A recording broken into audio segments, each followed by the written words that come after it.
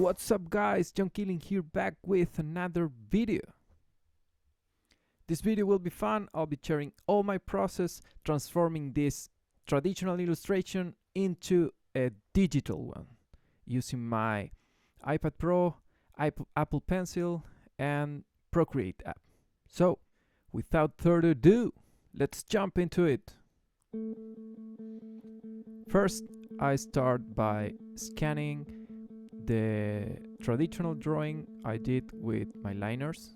I have a standard printer, multifunctional, it's a Canon Pixma J3000. Yeah, something like that.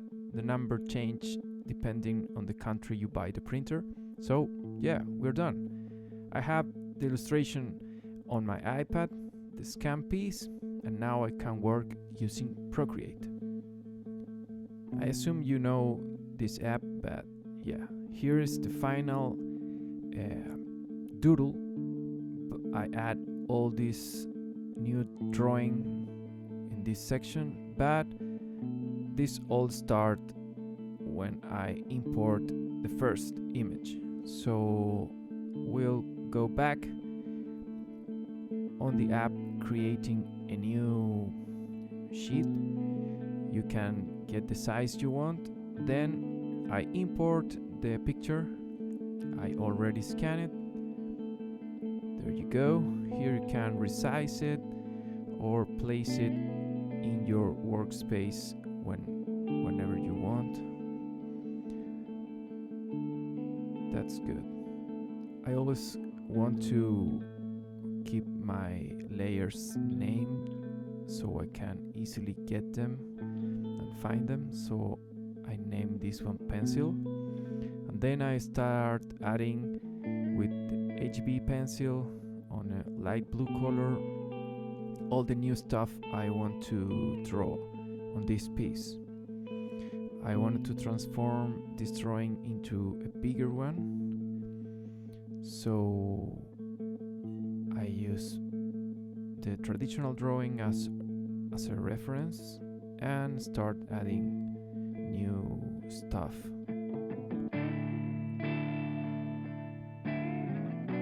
So yeah, so far so good. I'm having fun adding shapes and cables. Just a little tip: if you want to do a circle on Procreate, you can do a circle and leave it there without releasing the pencil, and with the additional finger you can turn the ellipse into a circle. Yeah, I'm not an Procreate expert, but these things are kind of the way you use the software. So yeah, I'm coming with a raw sketch about what I want. At some point I realized that I needed a wider paper, so you can redimension the paper size by going to the setups on the app. This was a kind of a new feature, so it's really helpful. Here I have the new paper size, so yeah. Here's the final pencil doodle, and now I'm creating a new layer for the inkings. Full disclaimer, I'm not an expert on Procreate. I just use it how it is useful for me. I use just default inking and brushes and pencils, and my favorite is the dry ink brush on a black color. And yeah, let's start inking. Now make sure your pencils are below your inking, so you can always see what you're inking on top of the pencil doodle.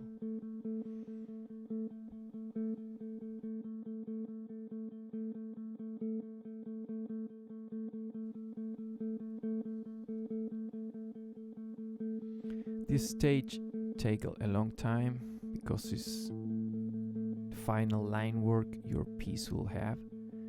And yeah, take your time, have fun, enjoy the process.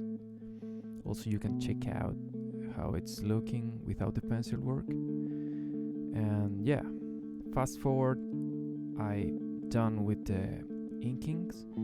So here's all my line work with tons of details. And now it's time to add some shades.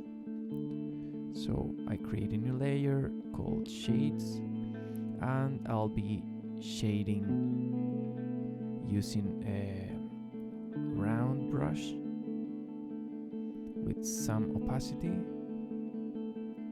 using a black color or a gray color. It depends to you. Let's set up the size of the pen. Yeah. I'll turn down the opacity of the layer a little bit, and we're good to go. Remember, I'm not an expert on coloring. I'm learning every day. Every time I color, I'm learning. So yeah, I suppose there are many ways of doing this, but this is the way that works for me, and it's fast. Now I'm setting up all the black areas of the drawing. It's like a raw sketch of the shades that I will polish in the future. The future, I mean right now, but not on this video because it will take so long. So yeah, you're gonna see the final shades in a moment. So here's the line work, and I create two layers, one shade for the character and tubes, and a second layer with shades for the background. In that layer, on the background shades, I add a little textures. So it's good to add some textures on your shading as well, because I like to work with flat colors. Now I'll be creating a new layer. It will be the colors of my character and pipes. I'm using also a round brush, and yeah, that's why I like to add the texture on the shape. So I'll pick the color and start coloring. Just to mention, make sure your shading layers are in multiply and your color layers are below the shade layers. Yeah, I'm coloring this in a fast way, and later I'll be polishing it. So yeah, I'm setting the flat colors. As you might see, the shades start to apply on the color, so it's really nice. This coloring took me so long, so I'll be fast forward this video a little bit, and yeah, here you have it, the final flat color. It's not really that flat. I have some shades of blue on it and some green, and yeah, so I have, this is the main color, and also I added some small details on a separate layer, color details, adding some extra tones.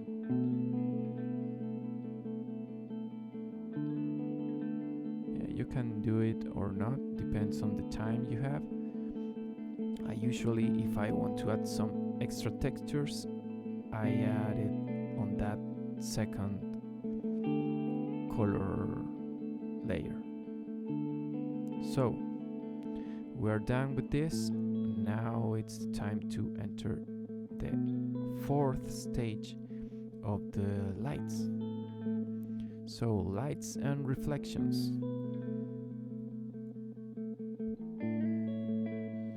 For this part I use a 2 light source.